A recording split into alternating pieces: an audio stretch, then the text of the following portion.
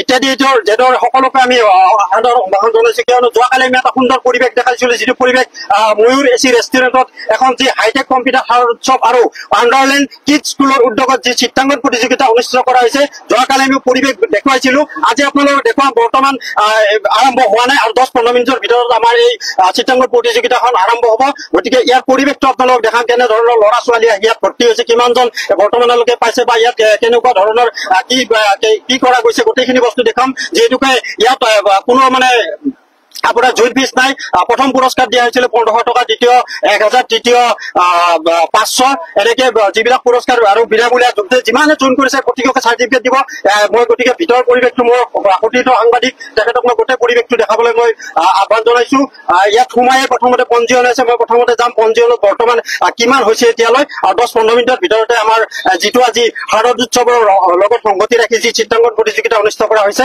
মই আহিছো প্ৰথমতে পঞ্জীয়ন ক'ত হৈ আছে মই চাবলৈ বিচাৰিছো মই মোৰ হুটিটো কেমেৰা পাৰ্চনক আমাৰ যিটো বহি আছে চাওঁ বাৰু কিমানজন মান ইয়াত বৰ্তমানলৈ হৈছে এতিয়ালৈ 100 জন হৈছে আৰু বৰ্তমান আৰু 8 জন লাইন পাতি আছে গতিকে ইয়াত 100 জন বৰ্তমান হৈছে গতিকে মই ভিতৰৰ ক'ত কেনেকে পাতিব মানে ইয়াত চিত্ৰাংকন প্ৰতিযোগিতা হৈ আছে মই গোটেইখিনি পৰিৱেশ দেখুৱাবলৈ মই চেষ্টা কৰিছো মোৰ হুটিটো ধুনীয়াকৈ দেখাই আছে গাৰ্জেনসকল বহি আছে ষ্টুডেণ্টসকল পিছফালে য'ত আমি অনুষ্ঠানটো প্ৰতিযোগিতাখন অনুষ্ঠিত কৰিম এই অনুষ্ঠানত যিটো পৰিৱেশটো আপোনালোক দেখাবলৈ চেষ্টা কৰিছো যোৱাকালি ৰাতি আপোনালোক দেখুৱাইছো আমাৰ ইত্যাদি এ টু জেডৰ প্ৰতিজন দৰ্শকে দেখিছে যে এই ময়ূৰ এচি ৰেষ্টুৰেণ্টত যি ধৰণৰ এটা অনুষ্ঠান পৰিৱেশন কৰিছে বা যিটো এটা চিত্ৰাংকন প্ৰতিযোগিতা আয়োজন কৰিছে এই আয়োজন কৰাৰ যিটো পৰিৱেশ সকলো দেখুৱাইছো বৰ্তমান আৰু 10-15 মিনিটৰ ভিতৰত আমাৰ এই যিটো আজিৰ প্ৰতিযোগিতা অনুষ্ঠিত হ'ব গোটেই সকলো ছাত্ৰ ছাত্ৰী ইয়াত আছে মই তেখেতসকলৰ মনৰ কথা জানিব বিচাৰিম বা ছাত্ৰ ছাত্ৰীসকলৰ মনৰ কথা জানিব বিচাৰিম বা ইয়াত যিখিনি অভিভাৱক আছে তেখেতৰ মনৰ কথা জানিব বিচাৰিম প্ৰথমতে মই মোৰ সতীৰ্থক মোৰ যিখিনি ইয়াত আজি যিখিনি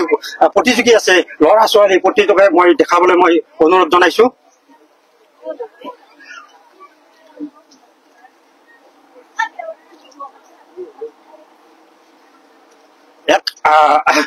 মানে খুব আভেল আৰু ইয়াৰ যি স্বত্বাধিকাৰী বা ইয়াৰ যিখিনি আমাৰ কৰ্মচাৰী বা যিখিনি আমাৰ ইয়াত আছে তেখেতসকলে প্ৰতিজনে কুইজ প্ৰতিযোগিতাই হওক বা আবৃত্তি প্ৰতিযোগিতাই হওক তেখেতসকলে এই ময়ূৰ এচি ৰেষ্টুৰেণ্টত প্ৰতি দেওবাৰে তেখেতসকলে অনুষ্ঠিত কৰিব বুলি আমাক জনাইছে গতিকে মই মোৰ সতীৰ্থ সাংবাদিক মই কেমেৰা পাৰ্চনক মই গোটেই পৰিৱেশটো দেখাবলৈ মই অনুৰোধ জনাইছো ইতিমধ্যে মই ইয়াৰ মাজত আহিছো যিহেতুকে ইয়াৰ উদ্যোক্তাসকল আছে উদ্যোক্তাসকলে জানিব আপোনাৰ পৰা অকণমান জানিব বিচাৰিম এপিনে অকণমান মাত দিব মৃণাল মই আপোনাৰ পৰা জানিব বিচাৰিম বৰ্তমান যিহেতুকে আপোনাৰ যিটো অনুষ্ঠানত যি চিত্ৰাংকন প্ৰতিযোগিতা হৈ আছে এই প্ৰতিযোগিতাত ধৰক বিভিন্ন জাগাৰ পৰা ল'ৰা ছোৱালী আছে এতিয়ালৈ মই জনাত 100 পাৰ হৈ গৈছে আপোনাৰ কেনেকুৱা অনুভৱ বহুতে ভাল লাগিছে যিটো মনেৰে ভাবিছো আচলতে সেইটোৱে হৈছে ল'ৰা ছোৱালীখিনি আহিছে অভিভাৱকখিনিও আহিছে তেওঁলোকক আমি ধন্যবাদ জনাইছো অনুষ্ঠানটোত সঁহাৰি দিয়াৰ বাবে আৰু এনেকুৱা আমাক উৎসাহ উদ্দীপনা জগাই ৰাখিলে আগন্তুক দিনত আৰু আমি নতুন নতুন এনেকুৱা কিছুমান প্ৰজেক্ট হাতত ল'ব পাৰিম যাৰ ফলত আমাৰ শিশুসকলৰ মানসিক শাৰীৰিক বিকাশ হয় সেইটোৱে মই ভাবিছো আৰু ভালেই লাগিছে এই চকত মই আৰু এজন পাইছো মই যিহেতুকে কলকাতা মই আপোনালোকক দেখিছো গতিকে আপোনাৰ অনুভৱ কেনেকুৱা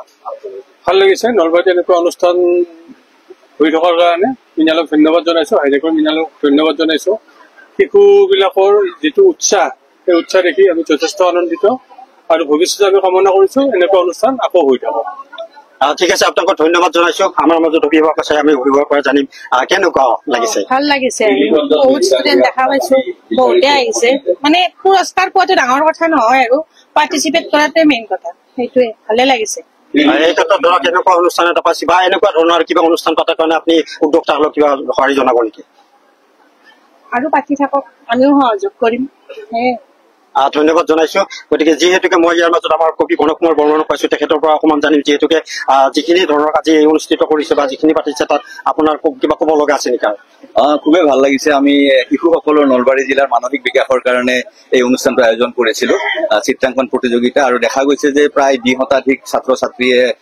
ইয়াতে অংশগ্ৰহণ কৰিছে অভিভাৱকসকলে খুব আগ্ৰহেৰে লৈ আহিছে আমি খুবেই আনন্দিত ঠিক আছে ধন্যবাদ জনাইছো আমি অকণমান আমি আমাৰ যিবিলাক কম্পিউটাৰ আছে তেখেতসকলৰ মনৰ কথা জানিব বিচাৰিম যিহেতুকে তুমি ক'ৰ পৰা আহিছা কোন ক্লাছ পঢ়ি আছা তুমি 6 কেনেকুৱা লাগিছে তোমাৰ ইয়াত ভাল লাগিছে তুমি ক'ৰ পৰা আহিছা কি নাম তোমাৰ তচন দাস কোন ক্লাছ 4 পোৱা কিয়নো ইয়াৰ মাজত অভিভাৱক আছে অকণমান অভিভাৱকৰ সৰু মনৰ কথা অকণমান জানিব বিচাৰো যিহেতুকে আপোনালোককো আমি অকমান জানিব বিচাৰি আপোনাৰ অনুভৱ কেনেকুৱা? বহুত ভাল লাগিছে, শিশুসকলৰ মাজত এইটো অনুষ্ঠানটো পাতিছে মানে ল'ৰা ছোৱালীখিনি খুব উৎসাহিত হৈছে আৰু এনেধৰণে তেওঁলোকৰ ধৰক তেনেকুৱা তেখেতসকলে কৈছে যে কবিতা আবৃত্তিৰ পৰা কুইজ প্ৰতিযোগিতাৰ পৰা বা একক অভিনয় তেনেকুৱা ধৰণৰ প্ৰতি দেওবাৰে তেখেতসকলে পাতিব বিচাৰিছে, আপুনি কেনেকুৱা বিচাৰে? পাতিলেতো ভালেই হয়, তেনেকুৱা অনুষ্ঠানে ল'ৰা ছোৱালীখিনি আত্মবিশ্বাস বঢ়াব আৰু আগুৱাই যোৱাত সহায় হ'ব তেওঁলোকৰ ভৱিষ্যত জীৱনত। মই ধন্যবাদ জনাইছো। গতিকে আৰু এটা অভিভাৱক আছে, মই আপোনাৰ ওচৰলৈ আহিছো, কেনেকুৱা অনুভৱ? ভাল অনুভৱ হৈছে আৰু আপোনালোকৰ যিটো প্ৰচেষ্টা খুবেই শলাগ ল'বলগীয়া। ইয়াৰ মাধ্যমেদি ধৰি লওক ল'ৰা ছোৱালীখিনিও এটা উৎসাহ উদ্দীপনা এটা পাব বুলি ভাল হয় আৰু খুব ভালে কৰিছে আপোনালোকে, খুব ভাল লাগিছে মানে। ধন্যবাদ জনাইছো। অকমান আমি তাত অকমান যাবনে আগৰ পিনে?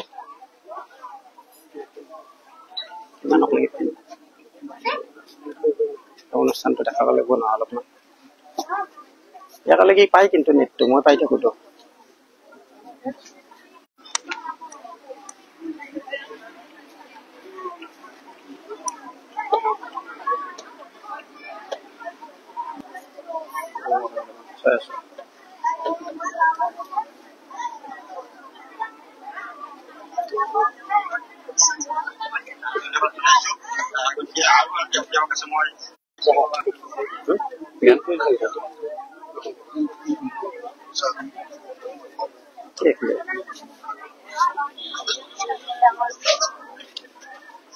ইয়াৰ মাজত আমাৰ এজন জ্যেষ্ঠ সাংবাদিক, মোৰ দাদা বন্ধু, মই আপোনাৰ পৰা জানিব বিচাৰিম কেনেকুৱা আয়োজনটো দেখা পাই খুবেই ভাল লাগিছে আৰু আচলত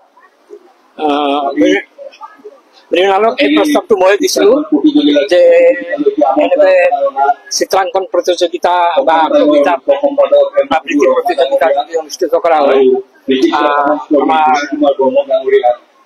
অকণমান ল'ৰা ছোৱালীও উৎসাহিত হ'ব আৰু লগতে তেওঁৰ ব্যৱসায়িক দিশত অৰ্থাৎ ৰেষ্টুৰেণ্টৰো এটা প্ৰচাৰ হ'ব।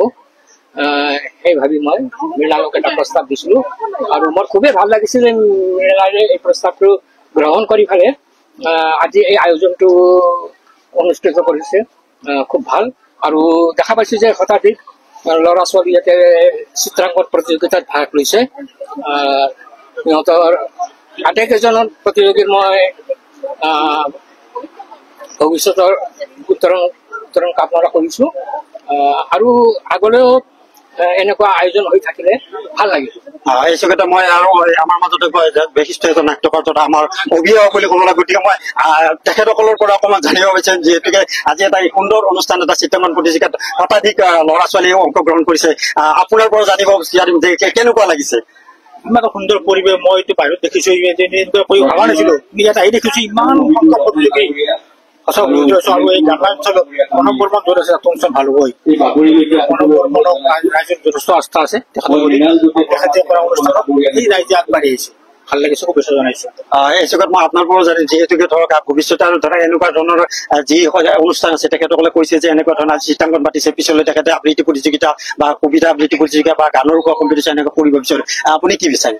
সুন্দৰ পৰিৱেশ, এই পৰিৱেশত আহি সঁচাকৈ ভাল লাগিছে।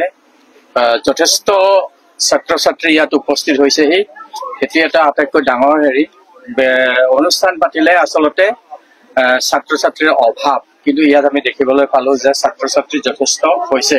গতিকে প্ৰণৱ কুমাৰ বৰ্মনে যিটো অনুষ্ঠানে কৰিছে সেইটো অনুষ্ঠানে সফল ইতিমধ্যে লাভ কৰিছে।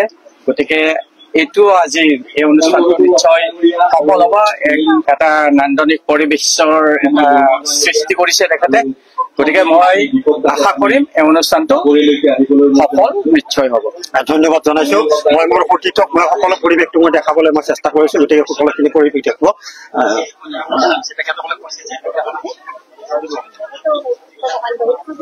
তুমি ইয়াতে থাকা, মই তাৰ পৰাই পাম না, হেৰিটো পাম না নাই, বস্তু পাম না নাই?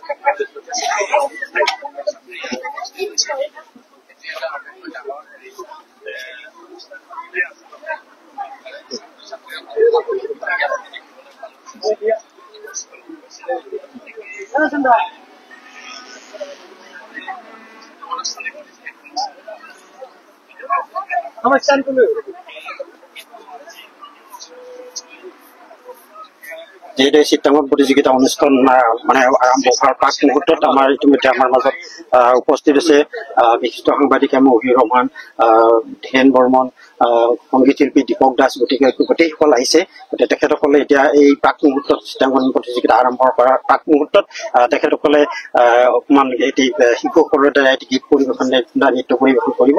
গতিকে আমি চাওঁ তেখেতসকলে কেনেকুৱা ধৰণৰ নৃত্য বা কেনেকুৱা ধৰণৰ তেখেতসকলে কি পৰিৱেশন কৰে, মই সেইটো জনাই আছো।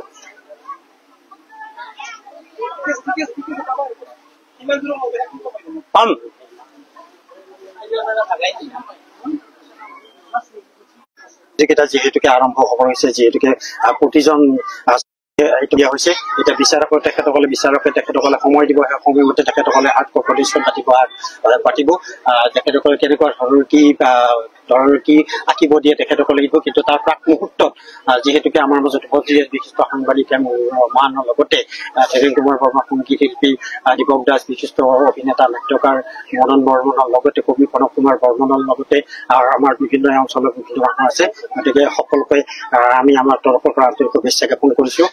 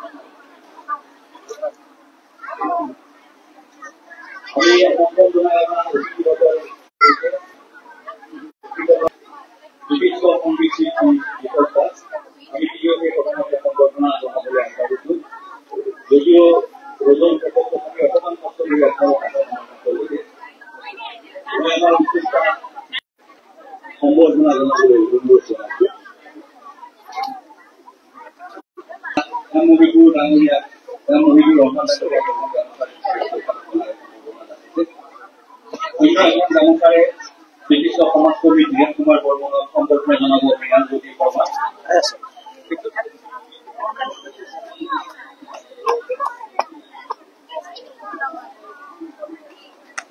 আৰু বিশিষ্ট সংগীত শিল্পী দীপক চন্দ্ৰ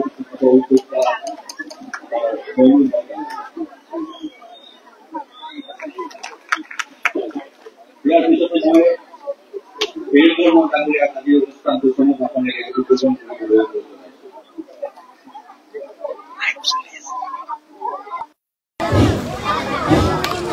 নমস্কাৰ। হাইটেক কম্পিউটাৰ খৰচ চহৰৰ স্কুলৰ উদ্যোগত অনুষ্ঠিত হোৱা চিত্ৰকলা কিছু সময় পিছতে ইয়াত অনুষ্ঠিত হ'ব। এই চিত্ৰকলা প্ৰতিযোগিতাখন এই দুটা অনুষ্ঠানে আয়োজন কৰিছে। সঁচাকৈ খুব ভাল লাগিছে। ইমান ছাত্ৰ ছাত্ৰী আচলতে কেইবাখনকৈ চিত্ৰ সংসদীয় এই অনুষ্ঠান দুটাই আয়োজন কৰিছে আৰু ইয়াৰ উদ্যোক্তা নিশ্চয় সমগ্ৰ বিশিষ্ট কবি, সাংস্কৃতিক কৰ্মী, সমাজ জীৱনৰ লগত